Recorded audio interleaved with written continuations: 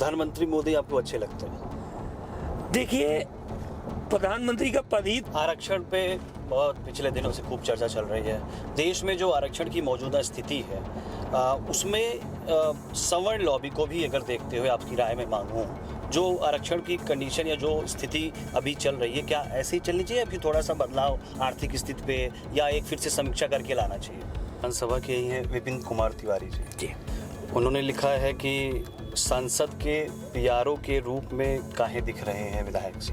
जातिगत जनगणना पर भी बात छिड़ी हुई है, तो आपकी पार्टी इसकी पूरी पैरवी भी कर रही है जी। तो एक अगर जैसा कि आपके ऊपर टैग है कि ब्राह्मण नेता भी हैं, सवर्ण समाज से भी आते हैं, तो जातिगत जनगणना कितना मतलब ज़रूरी है?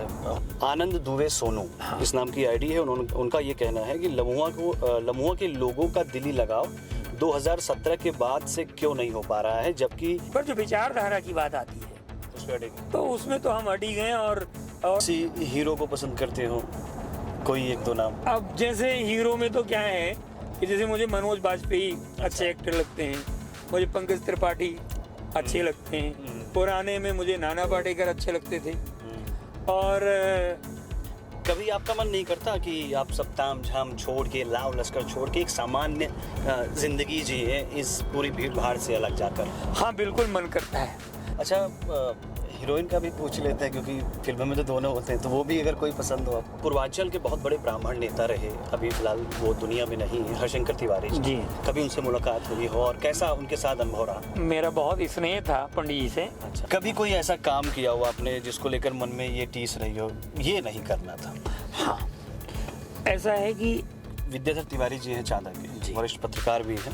उन्होंने सवाल यहाँ पर लिखा हुआ है कि जो पुरानी साथी थे खासकर ब्राह्मणों में, उनको उन पे भरोसा न करके आपने नए साथियों से संपर्क साधा है। खास मुझे लग रहा है वो सोनू और मोनू के संदर्भ में बातें कर रहे हैं। तो हम करते क्या, रात में रुकते हैं और एक गाड़ी से अकेले कोई चलाता है और मैं बैठता हूँ, तो कहीं घूम के आइसक्रीम भी खाते हैं, कहीं घूम के ठेले पे भुट्टा भी खा लेते हैं। तो वहाँ पे ये रौब नहीं रहता कि बिल्कुल होता क्या है कि समाज जो लोकसभा चुनाव जो भी बीता है, इसमें मेनका गांधी जी को हार मिली है, रामभुवाल निषाद जी को जीत मिली है। हाँ। तो जीतने के बाद आप कई मौकों पर दिल्ली से लेकर लखनऊ तक आप उनके साथ देखे गए। ठीक है। तो ये एक तरीके का संकेत या संदेश देना है आला कमान को, ये माना जाए। भाजपा में आपकी अच्छी खासी जान पहचान भी है कई लोगों से। प्रदेश अध्यक्ष जो पूर्व थे उनसे भी आपकी ठीक ठाक रिश्ते थे या हैं कह लें, तो कभी मन में नहीं आया कि 2 बार डिफीट मिली है, पार्टी एक बार चेंज करके देख लेते हैं? अब देखिए क्या है कि हम लोग 26-27 वर्ष हो गए समाजवादी पार्टी में जी। जो सम्मान यहाँ मिलता है, जो काम करने को आपको फ्री हैंड मिलता है, जो हमारी पार्टी में कार्यकर्ताओं की इज्जत है, वो मुझे लगता है किसी दूसरे दल में नहीं है। जहाँ तक सामाजिक जीवन में आप रहते हो तो सबसे रिश्ते होते हैं और वो रिश्ते रहते हैं। कहीं शादी में मिल गए, ब्याह में मिल गए, किसी कार्यक्रम में मिल गए, आयोजन में मिल गए, तो मुलाकातें होती रहती हैं। पर जो विचारधारा की बात आती है तो उसमें तो हम अड़ी गए। और हमें खुशी है कि हम जिस विचारधारा को फॉलो करते हैं, असली समाजवाद का मतलब यही होता है कि सबको लेके चलना, सबके साथ रहना, सबको बराबरी का दर्जा देना। और मैं मानता हूं कि हम जहां हैं हम सही जगह हैं। प्रधानमंत्री मोदी आपको अच्छे लगते हैं? देखिए, प्रधानमंत्री का पद ही इतना बड़ा होता है कि जो भी प्रधानमंत्री होगा हम लोग उसका सम्मान करेंगे। अच्छा, बीते जो लोकसभा चुनाव जो भी बीता है, इसमें मेनका गांधी जी को हार मिली है, रामभुवाल निषाद जी को जीत मिली है। हाँ। तो जीतने के बाद आप कई मौकों पर दिल्ली से लेकर लखनऊ तक आप उनके साथ देखे गए। ठीक है। तो ये एक तरीके का संकेत या संदेश देना है आला कमान को, ये माना जाए कि देखिए हम अभी भी टाइगर जिंदा है? मैं मानता हूँ कि जो हमारे माननीय सांसद जी हैं, अच्छे व्यक्ति हैं, वो जब चुनाव का दौर चल रहा था तो वो तो संत कबीर नगर से लड़ना चाह रहे थे, टिकट वहीं से मांग रहे थे। और ऐसी कुछ सिचुएशन बनी कि पार्टी के राष्ट्रीय अध्यक्ष जी ने कहा, हम लोगों ने भी अध्यक्ष जी को पूरी सूचना दी कि कोई एक निषाद समाज में बड़ा सामाजिक चेहरा अगर हमको आप देंगे तो उसकी एक्सेप्टेंस ज़्यादा होगी। और रामभुवाल जी आए, उनका अनुभव भी रहा, मंत्री भी रहे और उनको सुल्तानपुर की महान जनता ने आशीर्वाद दिया। और जहाँ तक साथ रहने की बात है तो व्यक्तिगत रिश्ते भी हमारे प्रगाढ़ हैं और पार्टी के सांसद भी हैं। तो निश्चित रूप से जब रिश्ते होते हैं तो आदमी साथ समय बिताता है। तो अच्छी बात है कि हम लोग साथ घूमते हैं, अच्छा समय साथ में व्यतीत करते हैं, तमाम चर्चाएं होती हैं सामाजिक जीवन में, डेवलपमेंट की चर्चा होती है, कहाँ क्या करना है, कैसे आगे बढ़ना है, कैसे लोगों के बीच में रहना है। भाई यही सब चीज़ें हैं। कि ये मानते हैं अयोध्या या फैजाबाद लोकसभा सीट कह लें, इस बार वहाँ पे राम मंदिर का मुद्दा हार गया? नहीं, मैं ये मानता हूँ कि जनता ये समझ गई कि ये जो जल्दबाजी दिखाई गई मंदिर को बनाने में और कार्यक्रम किया गया, तो जनता ने ये समझा कि ये चुनाव के लिए कर रहे हैं। और समाजवादी पार्टी पहले भी अयोध्या में जीत चुकी है। समाजवादी पार्टी हमेशा मजबूत रही अयोध्या में, ऐसा नहीं है। और मेरा ये मानना है कि जो इस तरह के मुद्दे होते हैं ये व्यक्तिगत आस्था के मुद्दे होते हैं। आप व्यक्तिगत आस्था को राजनीति की चाशनी में अगर लपेटेंगे तो जनता समझती है। हमारी पार्टी तो मैंने कहा सबका सम्मान हम लोग करते हैं। अभी आप देखें हमारे अखिलेश जी बहुत बड़ा मंदिर इटावा में बना रहे हैं भगवान भोलेनाथ जी का। हम लोग आमंत्रित करेंगे, ऐतिहासिक मंदिर बन रहा है और मुझे लगता है कि जब वो मंदिर बनेगा तो श्रद्धा का एक बड़ा केंद्र होगा। ठीक है। आरक्षण पे बहुत पिछले दिनों से खूब चर्चा चल रही है। देश में जो आरक्षण की मौजूदा स्थिति है उसमें सवर्ण लॉबी को भी अगर देखते हुए आपकी राय में मांगूं, जो आरक्षण की कंडीशन या जो स्थिति अभी चल रही है, क्या ऐसे ही चलनी चाहिए, अभी थोड़ा सा बदलाव आर्थिक स्थिति पे या एक फिर से समीक्षा करके लाना चाहिए? देखिए, मेरा ये मानना है कि एक व्यवस्था संवैधानिक दी हुई है और जो संवैधानिक व्यवस्था है उसको बिगाड़ना नहीं चाहिए। जैसे अभी 69,000 भर्ती का मामला आया, उसमें कोर्ट ने एक निर्णय दिया। अब कोर्ट से बड़ी तो कोई चीज होती नहीं है देश में, तो कोर्ट के आदेश को सबको पालन करना चाहिए। पर मैं पूछना चाहता हूँ इस सरकार से, जो बच्चे उसमें हटाए जाएंगे वो कहाँ जाएंगे? तो उनका क्या दोष है?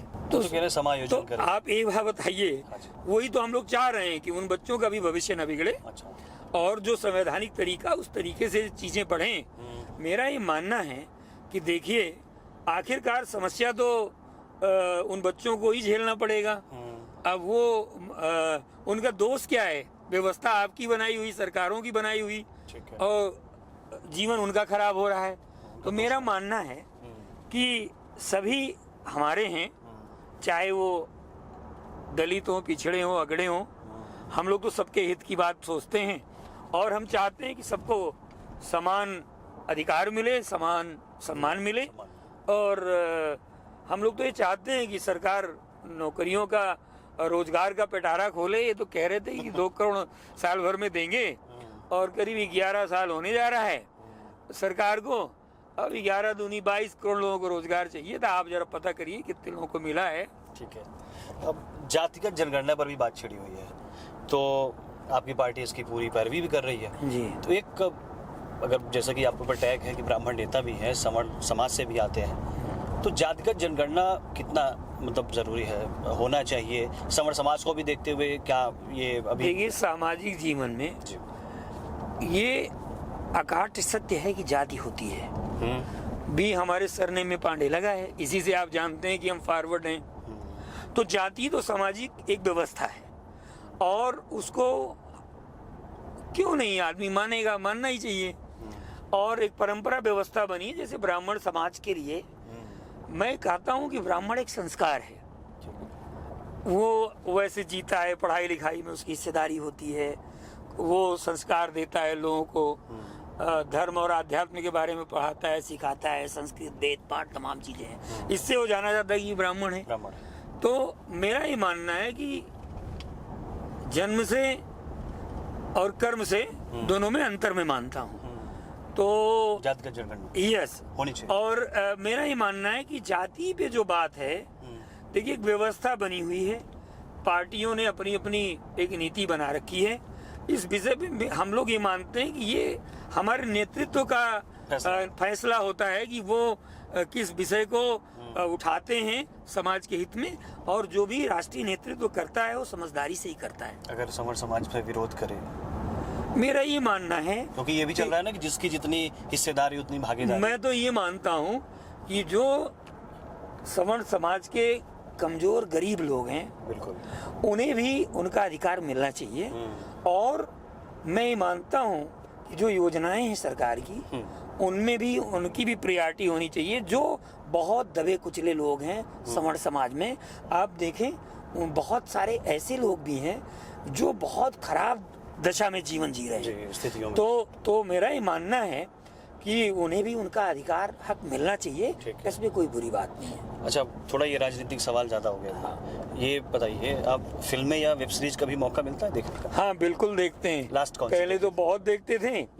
हाँ, हमने तो पंचायत देखी थी। अच्छा, लास्ट पंचायत। हाँ, पंचायत देखी थी, वेब सीरीज है, बहुत वो भी अच्छी। राजनीति से जुड़ा हुआ है। राजनीति भी है, सामाजिक बहुत सच्चाइयाँ भी है उसमें। अच्छा। और वो पिक्चर को देखना चाहिए, और बहुत सारी चीज़ों को उससे आप सीख सकते हैं, देख समझ सकते हैं। अच्छी मूवी थी। किसी हीरो को पसंद करते हो? कोई एक दो नाम। अब जैसे हीरो में तो क्या है कि जैसे मुझे मनोज बाजपेयी अच्छे एक्टर लगते हैं, मुझे पंकज त्रिपाठी अच्छे लगते हैं, पुराने में मुझे नाना पाटेकर अच्छे लगते थे। और मैं मानता हूँ, आपने 3 नाम गिनाए, 2 तो इसमें ब्राह्मण ही निकल गए। अब वो अच्छी एक्टिंग करते हैं, हम उस एंगल से तो नहीं बोल रहे थे। हाँ, लेकिन पर मुझे लगता है कि वो उनकी जो एक्टिंग है, हाँ। वो बहुत जेन्युइन है और बहुत धरातल वाली एक्टिंग करते हैं, इसलिए मुझे रियलिटी पसंद। होती है। हाँ, रियलिटी होती है। अच्छा। हमने नाना पाटेकर को भी इसीलिए कहा कि हमें इसीलिए वो पसंद है कि उनकी भी एक्टिंग धरातल वाली है। अच्छा, हीरोइन का भी पूछ लेते हैं, क्योंकि फिल्मों में तो दोनों होते हैं, तो वो भी अगर कोई पसंद हो आपको? ऐसा है कि हमारा हीरोइन पे तो बहुत ज्यादा ध्यान ये नहीं नहीं है, मुझे बहुत ये नहीं है, क्योंकि मैंने हमेशा हीरो पे। मूवी भी देखी ना, तो पराक्रम वाली मूवी मैंने ज्यादा पसंद किया, वीरता वाली मूवी ज्यादा पसंद किया। इसलिए पसंद किया कि हीरो को हमेशा अगुआ के रूप में दिखाया जाता था, और हम लोग इस सामाजिक जीवन में जब जनता की अगुवाई करने का मौका मिलता है, तो वो कहीं ना कहीं मुझसे मेल खाता है कि मैं अपने लोगों के लिए जैसे कोशिश करता हूँ कि नहीं, मैं न्याय दिलाने के लिए मजबूती से उनके लिए संघर्ष करूँ, मान करता हूँ। भाग्य में यकीन करते हैं आप कि थोड़ा तो मानता हूँ भाग्य को, कि सब चीजें उसी से जुड़ी हुई? नहीं, थोड़ा भाग्य को मानता हूँ। इसलिए मानता हूँ कि हम लोग सामाजिक जीवन में कभी सोचते नहीं थे कि हम लोग राजनीति में आएंगे। हमारे बड़े भैया आए, उन्होंने सामाजिक जीवन में बड़ा काम किया, और उन्हीं की वजह से हम लोग भी राजनीति में आए, और देखिए आज जनता की सेवा कर रहे हैं। बिल्कुल। कभी आपका मन नहीं करता कि आप सब ताम झाम छोड़ के, लाव लश्कर छोड़ के एक सामान्य जिंदगी जिए इस पूरी भीड़ भाड़ से अलग जाकर? हाँ बिल्कुल मन करता है। और जब हम लोग बाहर जाते हैं तो हमारे बहुत सारे दोस्त हैं जो दिल्ली में, मुंबई में, बेंगलोर में, अहमदाबाद में मिलते हैं। जब हम जाते हैं तो हम करते क्या, रात में रुकते हैं और एक गाड़ी से अकेले कोई चलाता है और मैं बैठता हूँ, तो कहीं घूम के आइसक्रीम भी खाते हैं, कहीं घूम के ठेले पे भुट्टा भी खा लेते हैं। वहाँ पे ये रौब नहीं रहता कि नहीं, बिल्कुल।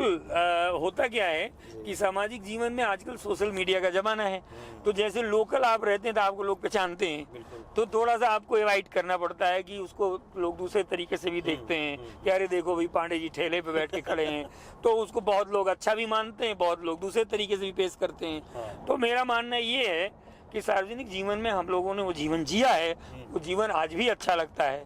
कोशिश करते, मौका मिलता है तो निश्चित रूप से आम आदमी बन के भी उसको जीते हैं, और उसका आनंद भी अलग है। कभी कोई ऐसा काम किया हो आपने जिसको लेकर मन में ये टीस रही हो, ये नहीं करना था?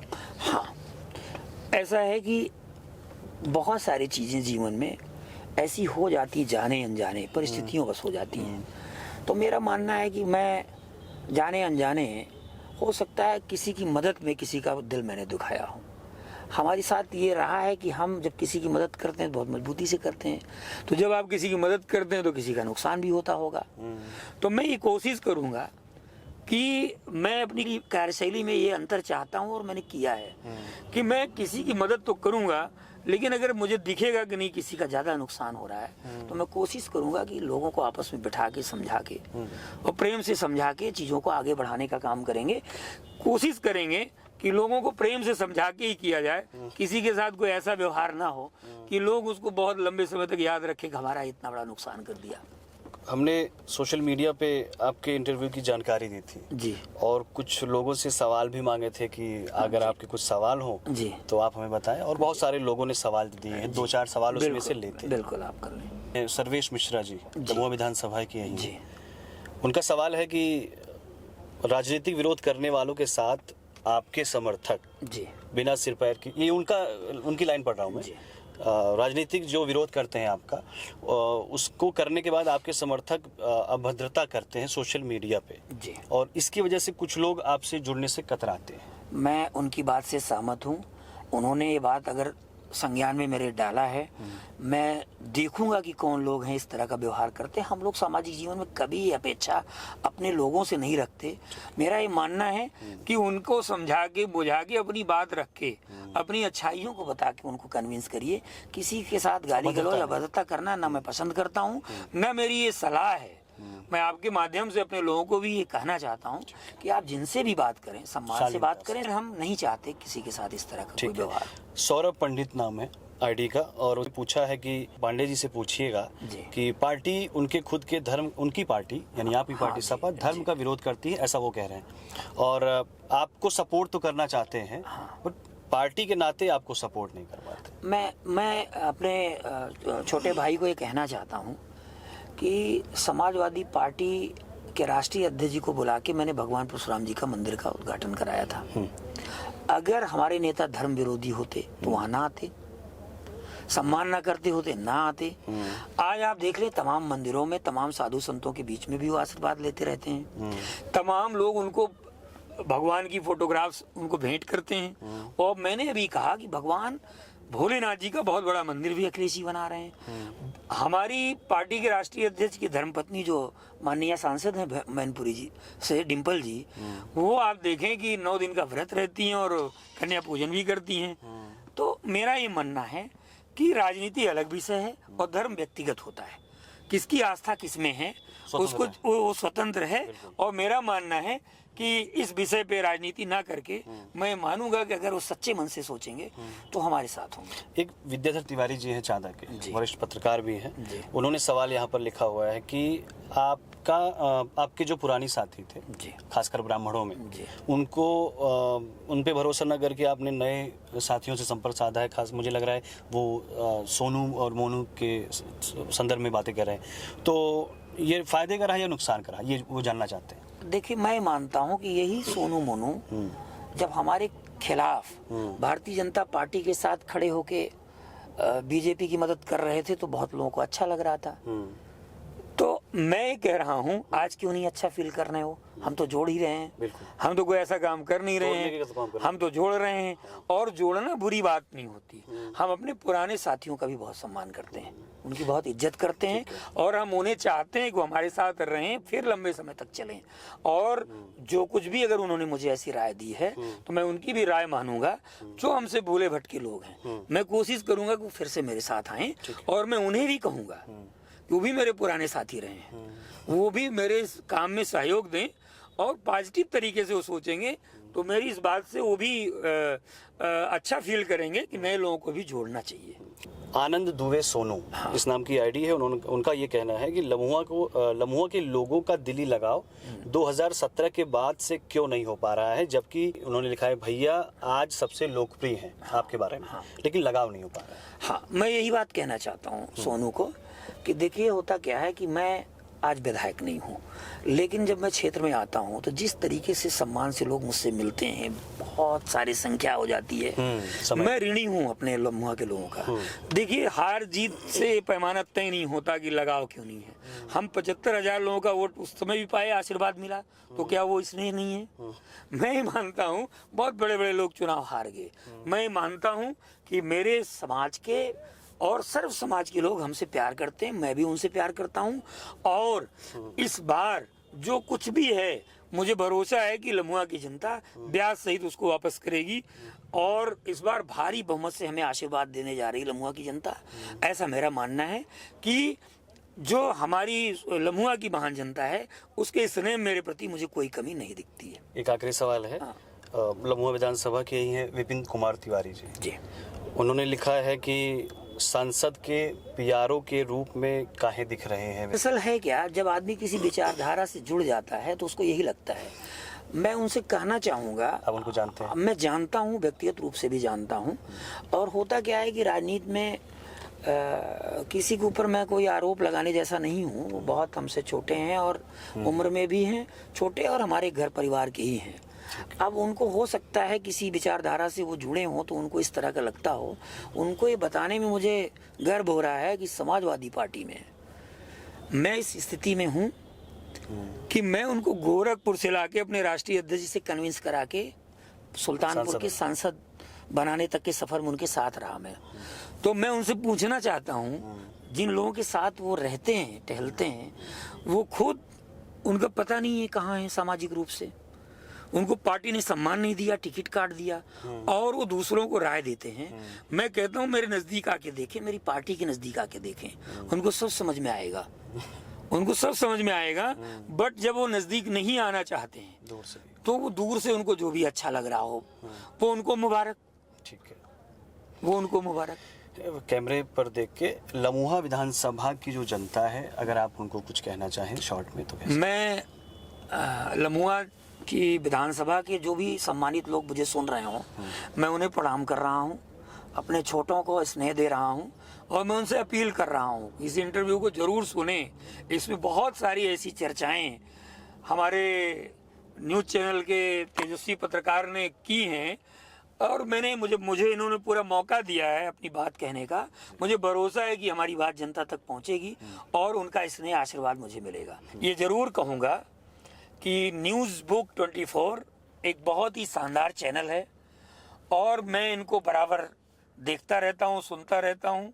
बहुत बेबाक तरीका है। मैं आपसे अपील करूँगा कि इनको जब भी आप सुनेंगे तो कुछ ना कुछ समाज को जरूर मिलेगा। ये इस तरह की बातें करते हैं और बहुत कड़क सवाल भी पूछते हैं। ये व्यक्तिगत रिश्तों का तो ध्यान रखते हैं, लेकिन जब ये पत्रकारिता करते हैं तो सिर्फ पत्रकारिता करते हैं। मैं इनके सफल पत्रकारिता के लिए और भविष्य में इनके लिए ऐसी शुभकामना देता हूं कि इनका भविष्य बहुत उज्जवल हो, इनके चैनल को पूरे प्रदेश और पूरे देश में नाम हो। मैं ऐसी अपनी तरफ से शुभकामनाएं प्रेषित करता हूं। आपने समय निकाला, बहुत बहुत धन्यवाद। बहुत धन्यवाद, बहुत आभार छोटे भाई, बहुत धन्यवाद। तो आपने इस वीडियो में देखा कि लम्हुआ के पूर्व विधायक संतोष पांडे जी ने हमारे सवालों के किस तरीके से जवाब दिए। सोशल मीडिया पे भी जो सवाल आए थे उसको भी हमने पूछने की कोशिश की, हालांकि सारे सवाल नहीं लिए जा सके क्योंकि समय की पाबंदियां थी। और आपको ये इंटरव्यू कैसा लगा? अगर अच्छा लगा हो तो हमें कमेंट बॉक्स में ज़रूर बताइए और वीडियो को ज़रूर शेयर कीजिएगा, जिससे ज़्यादा से ज़्यादा लोग इस वीडियो को देख सकें। किसी और नए वीडियो में किसी और शख्सियत के साथ आपके सामने पेश होंगे। तब तक के लिए नमस्कार। अपने शहर की खबरों को पाने के लिए हमारे चैनल न्यूज़ बुक 24 को सब्सक्राइब करें।